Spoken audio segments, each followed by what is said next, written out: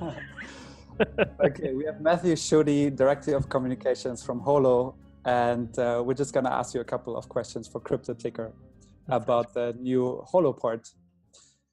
And yes, you can start by telling a little bit about yourself. Sure. So, yeah, my name is Matthew Schutte.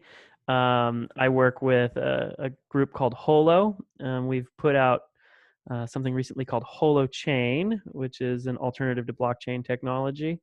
And we'll go into more detail there maybe.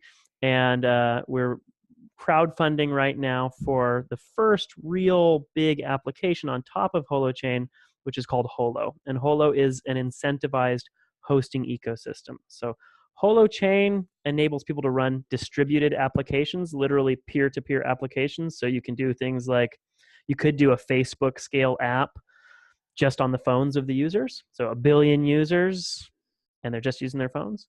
Holo is something that actually enables those peer-to-peer applications to speak to the outside world, to speak to a web browser. And we think that Holo is a really important part of the ecosystem because it's going to make it a little easier for grandma to begin using the distributed applications of tomorrow. We want that on-ramp to be as easy as possible. And Holo includes within it an incentive structure so that some of the members of the community are actually incentivized to do the work of serving a website to essentially a visitor, to somebody who isn't a peer in this peer-to-peer community. And so it's sort of a bridge between the decentralized world or the distributed world of the future, or the emerging present, I suppose, and the centralized past. So it's something that's really about helping us foster a transition to a more distributed and empowering way of doing applications.